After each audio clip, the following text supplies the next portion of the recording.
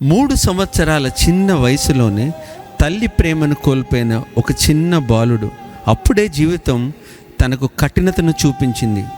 తండ్రి మరొక వివాహం, సవతి చల్లి చేతిలో నిరాదరణ, చివరకు రోడ్ల మీద వదిలేయబడిన ఆ చిన్న జీవితం. ఇళ్ళకు తిరిగి అమ్మా అన్నం పెట్టండి, అమ్మా అన్నం పెట్టండి అని అడుగుతూ బ్రతికిన ఒక చిన్న బాలుడు చివరకు ఒక అనాథ శరణాలయం చేరుకున్నాడు.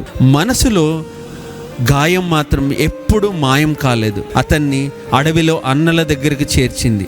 కానీ దేవుడు మాత్రం అతన్ని ఎప్పుడు వదిలిపెట్టలేదు. తనకు ఇచ్చిన మధురమైన స్వరంతో తెలంగాణ ధూమ్ధామ్ కార్యక్రమాల్లో పాల్గొంటూ తన ఆవేశాన్ని ఒక కొత్త ఒరవడితో అలాగా తిరుగుతూ ఉన్న రోజుల్లో మరలా దేవుడు అతన్ని పిలుచుకొని 18 సంవత్సరాల చిన్న వయసులో ఈ లోకాన్ని సమస్తాన్ని వదిలిపెట్టి దేవుని మాటల ద్వారా కొత్తగూడెం నేలపై అడుగుపెట్టి తనలాంటి అనాథల కోసం, బిడ్డల చేతిలో నిరాధారంగా గురి అయిన వృద్ధుల కోసం అమ్మ అనాథ శరణాలయం స్థాపించబడింది.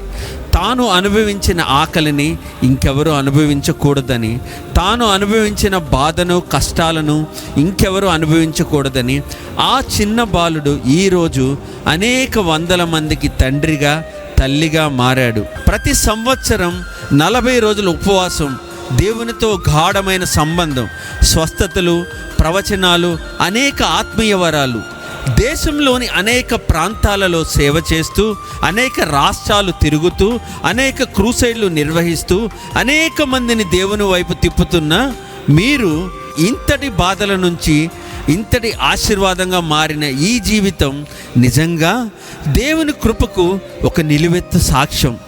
ఈరోజు మారుమూల గ్రామీణ ప్రాంతాల్లో, ఏజెన్సీ ఏరియాల్లో సేవ చేస్తున్న మా ప్రియమైన పాస్టర్ అమ్మతేజ గారికి హృదయపూర్వక జన్మదిన శుభాకాంక్షలు.